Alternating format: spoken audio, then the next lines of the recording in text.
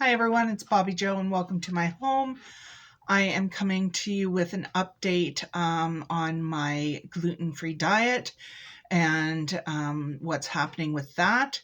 And also I wanted to talk to you about something I have started with tea tree oil. So I will leave the too much information section to the end. If you want to continue after that, that's fine, but I will just section that out till the ending. So I have recorded this 5 times.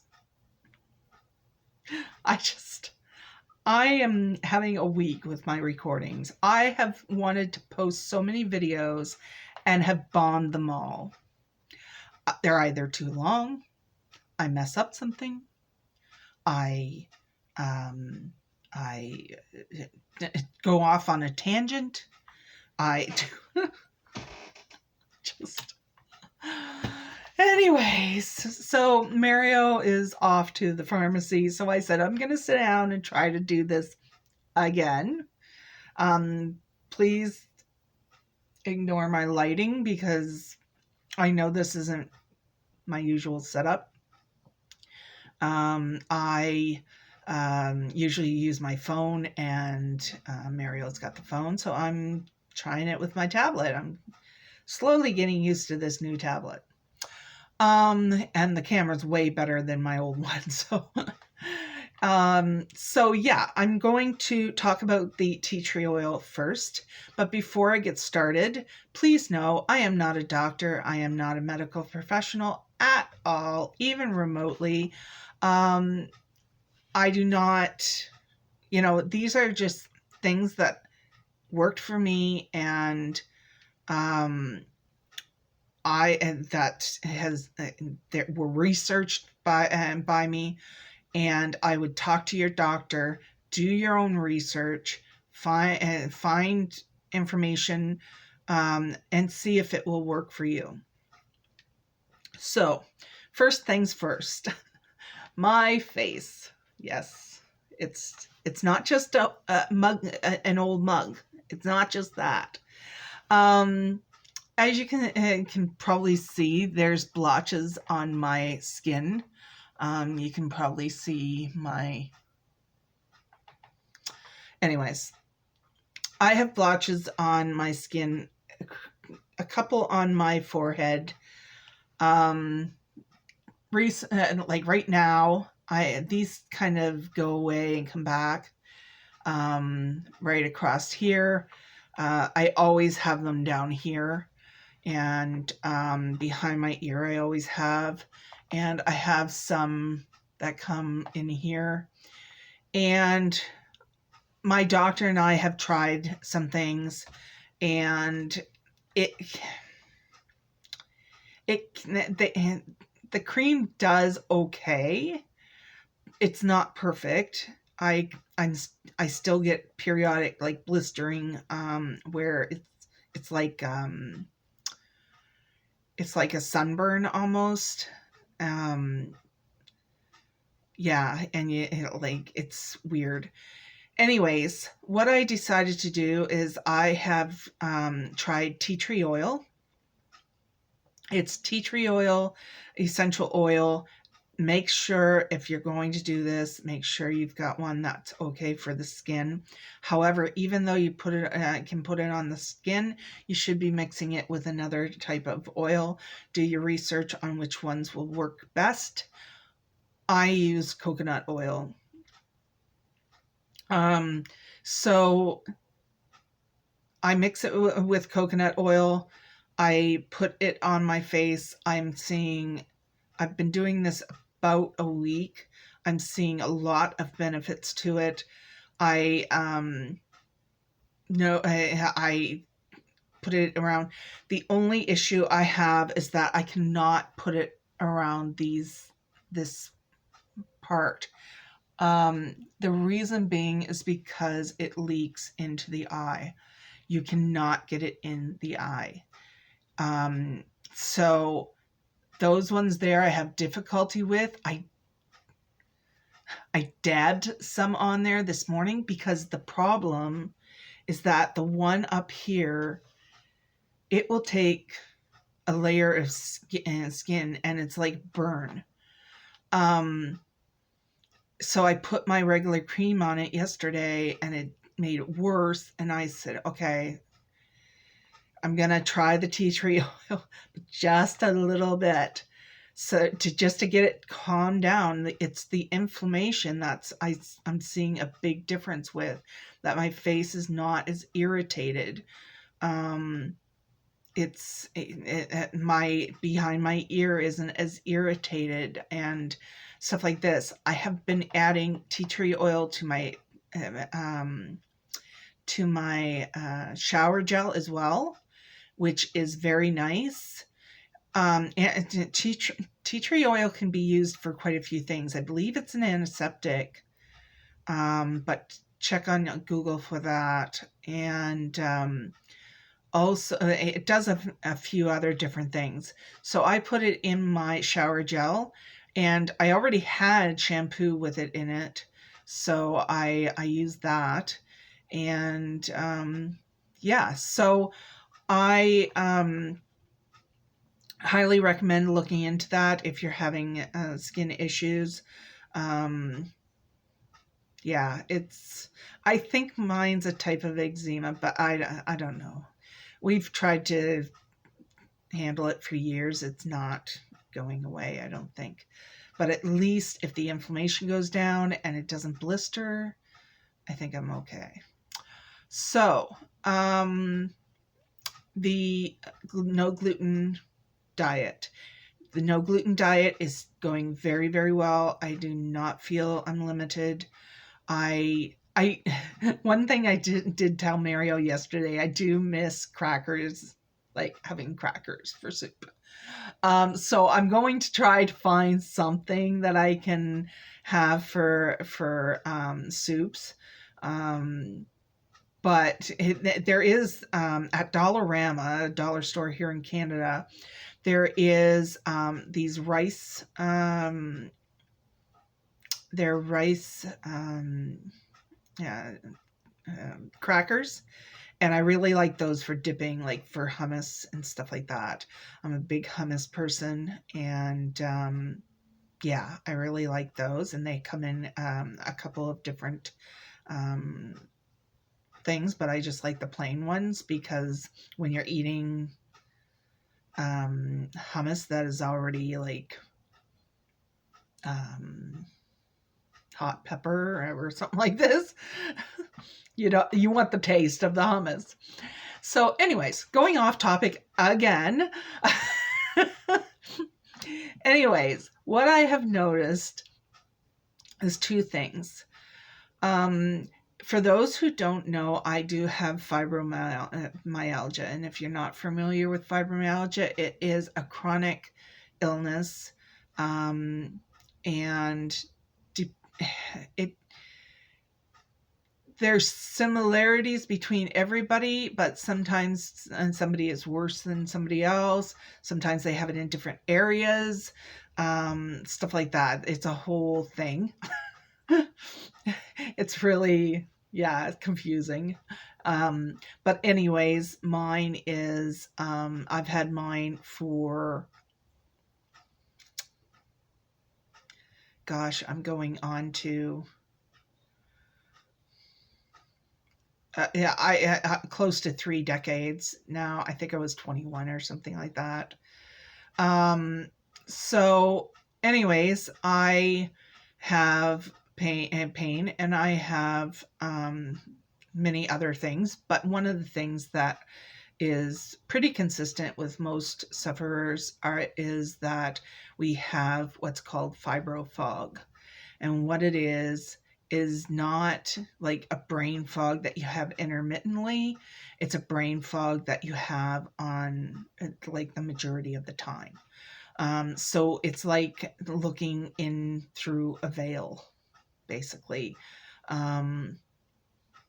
It's, for me, I'm trying to think of a way to explain what it's like. But yeah, for instance, my coffee maker.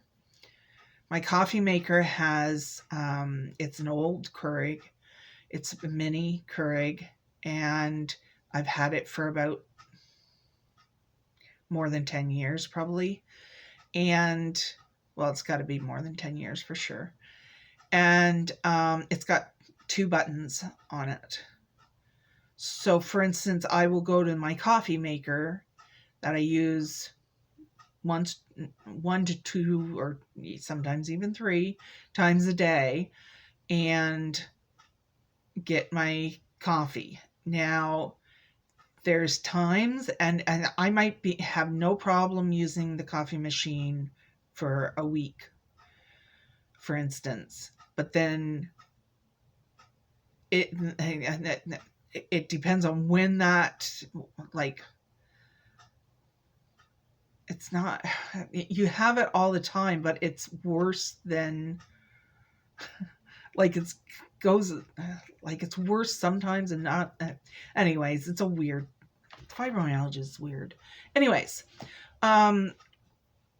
so for instance, I can look at the coffee machine. I know how to use my coffee machine, and like, not, you know how to use it, but you don't know how to make it happen.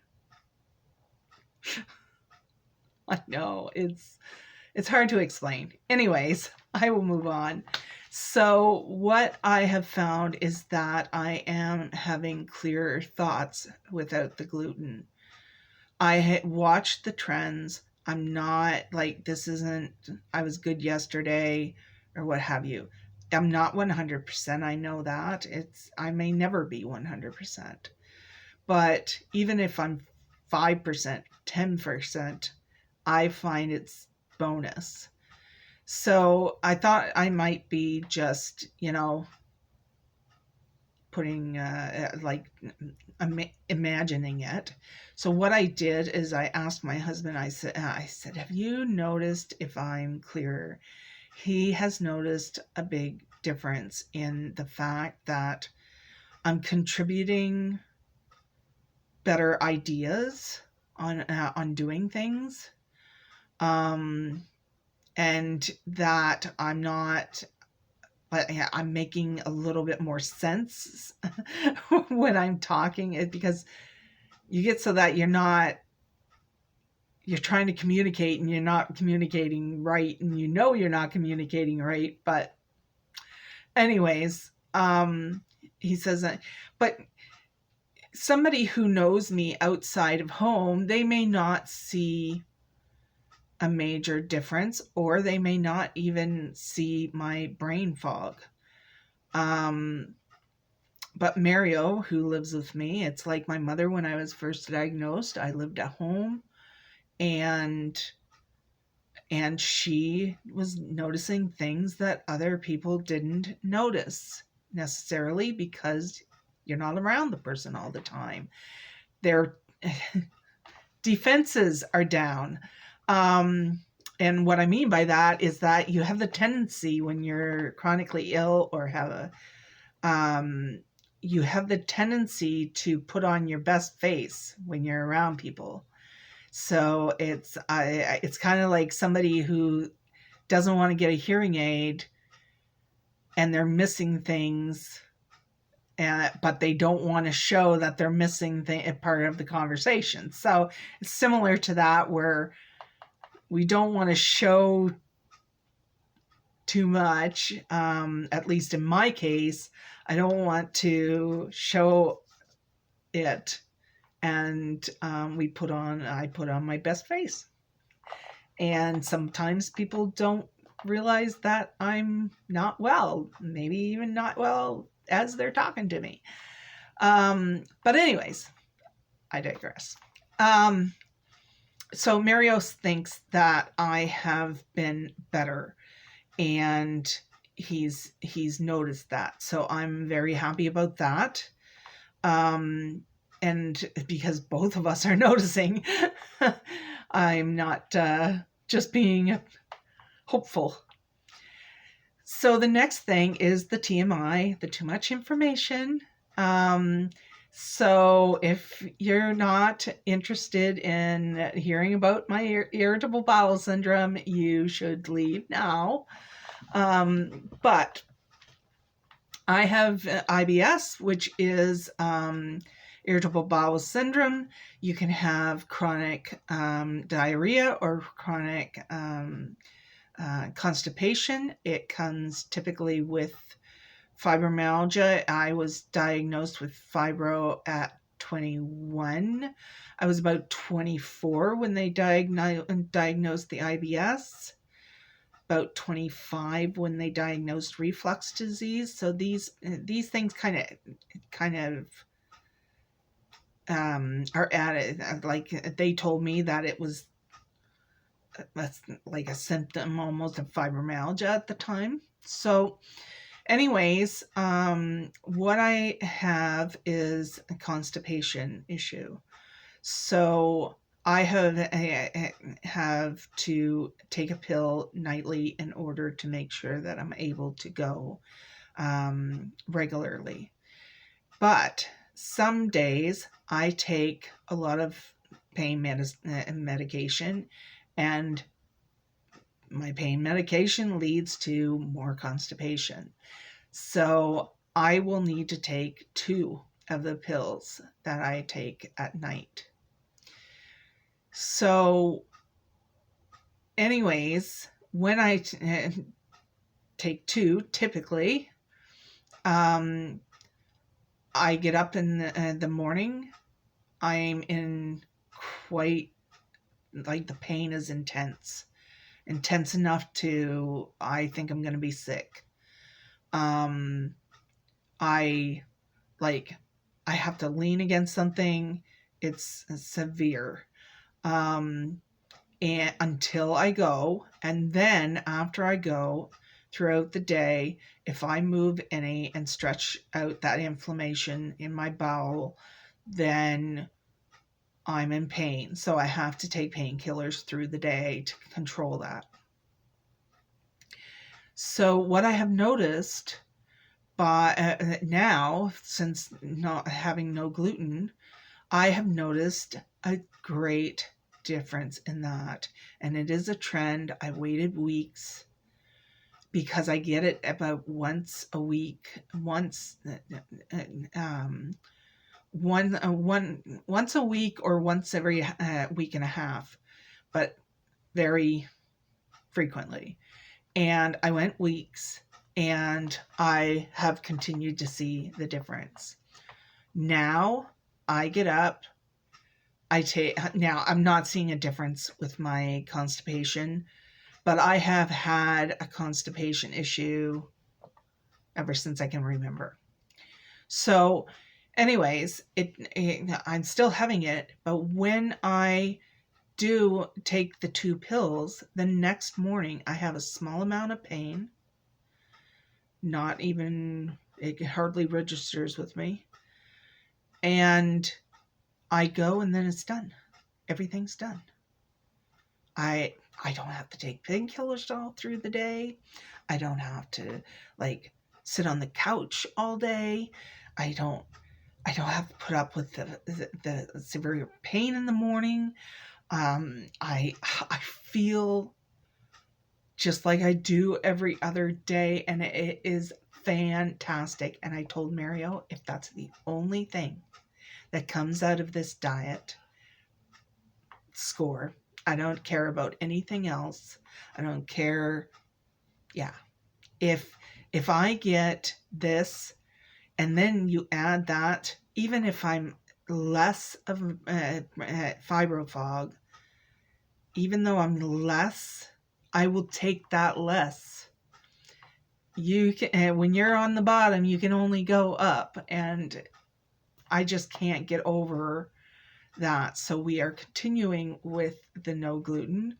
We are finding, I thought we would have trouble finding salt-free and gluten-free items.